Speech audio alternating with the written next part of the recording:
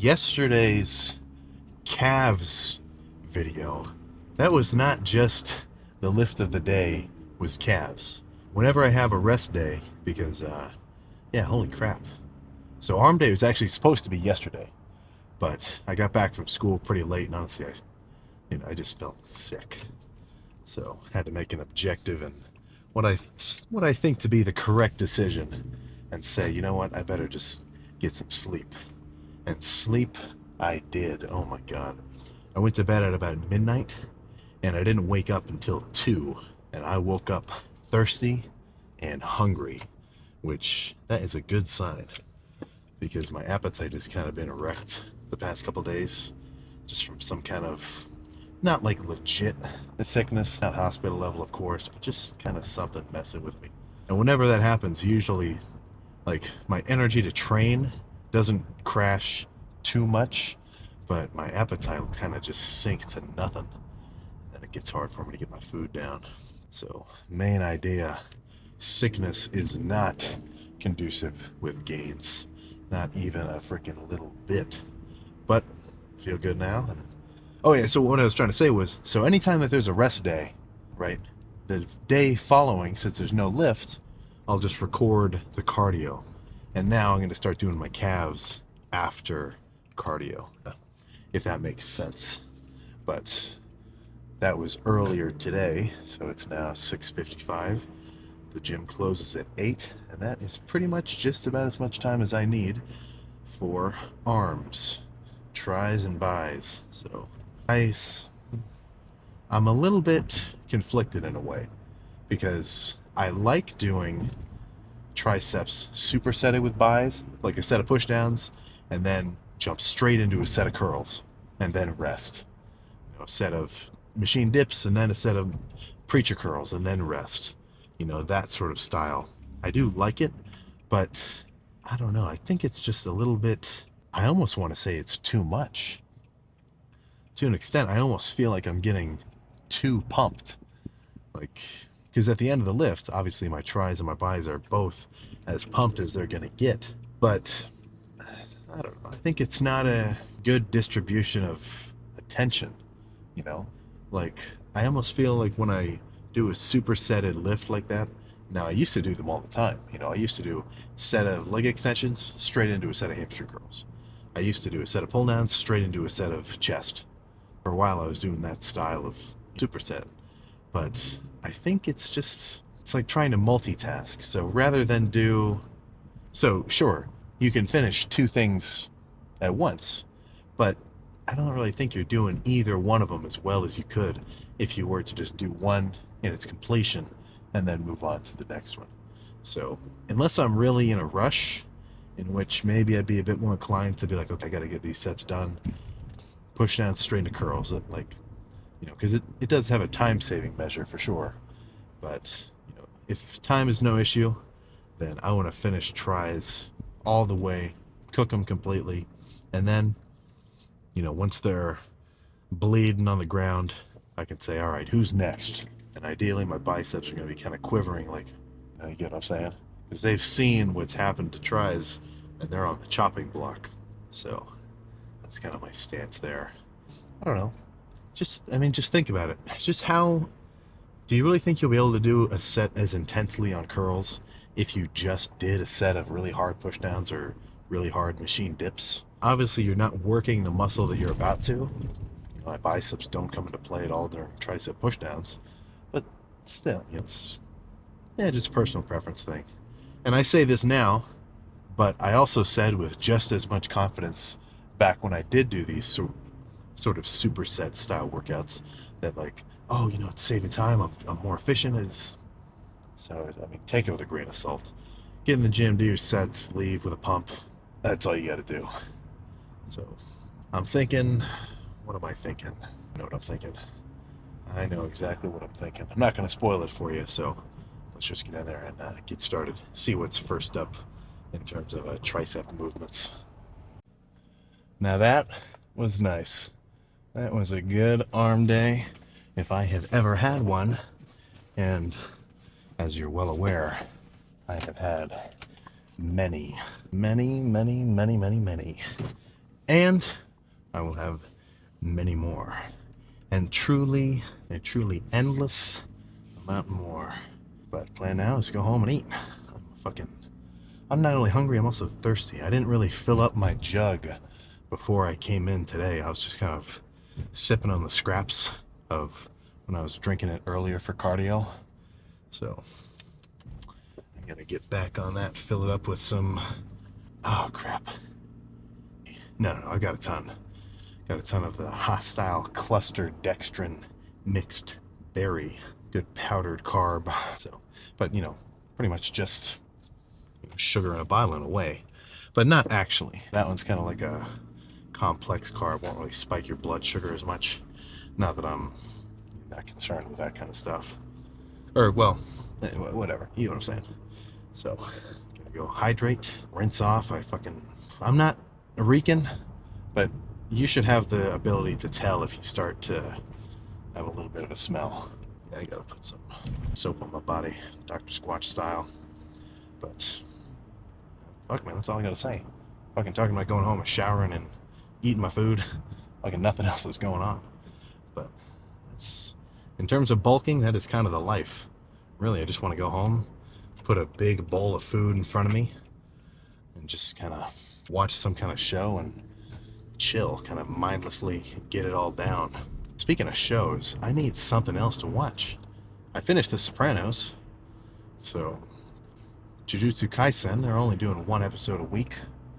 This last one's pretty cool, and I'm already almost caught up on One Piece, so what else is there? Game of Thrones is out there. I know it's good. I'm not going to start it yet, though. I'll save it for later.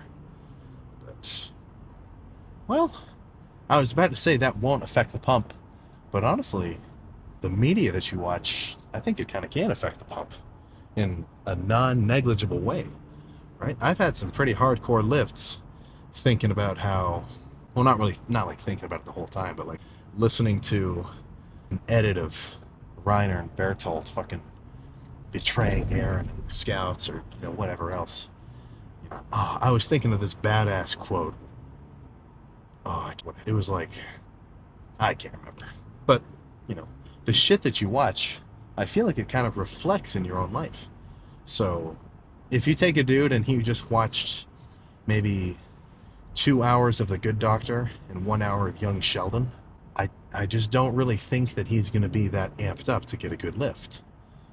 Whereas if you took somebody who just watched maybe 3 or 4 episodes of Baki, and then maybe an episode of Breaking Bad or some cool shit, I think he's more likely to go hard, right? So whether or not that's actually true, that's just kind of my mentality with it. So what else is there to discuss, man? Nothing. Home, food, sleep, cardio in the morning, and then legs tomorrow. I need to get in the habit of lifting earlier, because my sleep schedule has been known to fluctuate very strongly.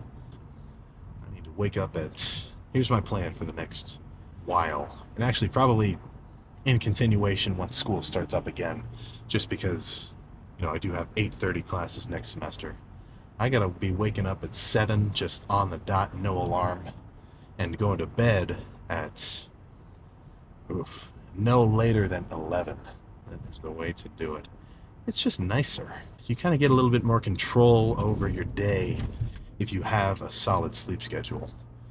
It's no fun if you just it's no fun to have to wake up after like 5 hours of sleep and be like, all right, I gotta go do blank.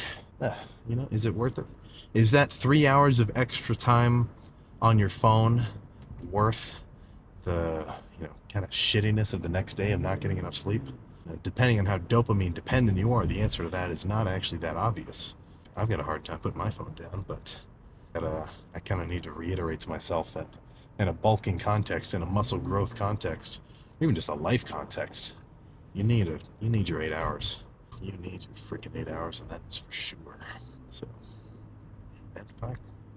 I got no insight to say. I got no insightful tips and motivation apart from the fact that I hope you're hitting your cardio on the daily, hitting your lifts on the daily, eating a good amount of food, fats, carbs, proteins, making sure you drink enough electrolytes. And then when you do go into lift, make sure you're amped up. Whether you listen to music or not, before each set, take a couple of breaths, little huffs and puffs, jump onto it, throw that shit around, take a few minutes, and oh, goodness. Felt like I was going straight and running the red light. No, you know what I'm saying, man. Go hard. The only thing that you have to gain, no, wait, let me rephrase that. You have nothing to lose by going hard. You only have everything to gain. That's what I meant to say. Yeah, there we go. Right? I mean, you could go into the gym and honestly, you could do the exact same thing as the guy next to you, right? But if you don't really push it, you're just not going to have the same results. And that'll kind of be really pushing it. It's kind of a twofold process. Because for one thing, when you're actually in the gym, you're going to have a better workout. You're going to stimulate your muscles more intensely, right? What part of that sounds bad? None of it. But also, the more serious you can take this kind of shit, it'll just make it easier for you to go harder progressively over time. You kind of, there's sort of a bar that you can maybe not measure, but quote unquote, hypothetically quantify, you know, and that's your basic proficiency in a skill, your comfortability in a situation, etc. You know, so as a beginner, your skill level, the amount of effort that you can put into your sets, how hard you can really go, how disciplined you are, you know, it's pretty low. And it's not for a lack of trying, it's purely due to a lack of experience. You know, you just started this shit. So for you to even start doing it, right, you're raising the bar. You're pushing past what you're used to. And after you've done that for about a month as a beginner, that new bar of you going in every day, doing your lifts, maybe even tracking your protein, getting some protein shakes in, or having your mom cook up some ground beef every so often, that's your new bar. That's the new normal. So if you want to make changes, you got to constantly push that new normal higher and higher and higher over time. As you get more experienced, right? Don't be taking rest days if you don't need them. And really, you got to make sure you're pushing it on a constant basis. Good sets all the time. Ideally, you'll kind of just get to a point where even the idea of doing a scrappy set, oh man, you see it all the time. Obviously, not everybody. Of course, I see people in the gym going hard, really actually pushing themselves to, I don't want to say close to, well, yeah, maybe not failure per se, because a lot of movements in the gym, you can do some partials. So failure gets a little bit ambiguous, but they're doing sets that reach a zone of intensity where it's like, that's a good set. That guy's going hard for real. I got to do it like that. You know, I do see that, but that's not the majority. You know, a lot of people just kind of go in and they do a couple reps, it starts to feel hard and re-rack it. That's the end of it, you know? So that's kind of a situation where I feel like, you know, that's their bar of normal. And since they don't really push above it, then, you know, they're not really going to make any legit progress. So that's kind of a situation where you have to actually look at your own habits, look at your own history, or your own, what's the word I'm trying to think of? Look at your lifts historically over the past few weeks or even a few months, hopefully not a few years. And if they're all the same over that long of a period, then you got to change something up, you know? And I don't think the answer is always in, oh, I need to do a new split. Okay, I need to really fundamentally switch my training program up completely. It's the program that's wrong. It's not me. You know, it's just look around. Dudes get huge, or not even huge, but people make progress doing a lot of different things. Because the human body is very versatile. It can react and be stimulated in a very large number of ways. But kind of a common denominator across any style of training, which I feel like is the main determinant of whether or not you're actually going to make gains or not, is your intensity. You know, I could go in and for the next fucking 6 months only do really light sets like I did today, like light squeezing, really be in total control of the weight, and as long as I went hard on all of them, I think I'd make progress.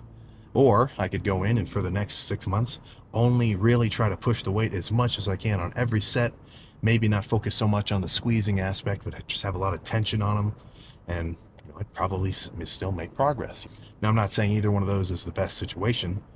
Really, what I do say is a combination of the two is going to be good for you. But you kind of get what I'm saying. I mean, if CrossFitters can look like freaks, Olympic lifters can look like freaks, right? Do you think the answer is in their training style? Or do you think it's in their training intensity and the amount of energy and just the amount that they can bring in every day is what's going to determine what separates them from the crowd? I think that should be a little bit of a call to action to maybe not put so much emphasis on trying to like optimize the perfect routine, but rather just make sure that whatever you're doing, which hopefully you do, you need to do a routine that you're comfortable with and relatively enjoy if you want to do it on a consistent basis. But assuming that's already in place, just make sure you go fucking hard, man. Right? And if that's not super easy for you to do, then maybe ask for some help.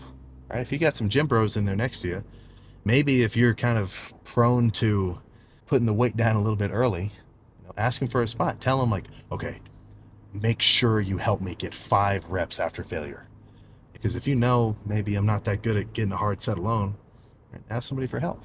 But ideally, if you know that you're kind of not awesome at pushing it, you should really just try to get better at it. But you get what I'm trying to say. I don't know if I can necessarily relate to that, because I feel like I've always been relatively good at pushing it. But don't worry, man. Not even me, but me too, right? I've got that bar of proficiency, that bar of like, okay, this is a normal lift for me. It's right here. And every time I go in, I want to exceed that. I want to make sure that that lift is better than any that I've done before. And that doesn't have to be in terms of like using a crazy amount of weight, which I've never used, or, hitting a PR, doing 10 sets instead of 5. It's kind of just the subjective intensity. That's how I kind of grade my lifts. Even if, like, for whatever reason, I couldn't get a pump. Let's say this arm pump was half as good as it was today. If I still knew, just based on feeling and, my own personal rating scale of my exertion, right? If I knew that I really pushed it on every set, that there's nothing else I could do. I did my shit. Now I got to go home and eat and just do it again. So hopefully you took a little something from that. But whatever. What freaking ever. So home, food, shower, food, sleep. Perfect ender of a good day for a lifter. So I will see you next time.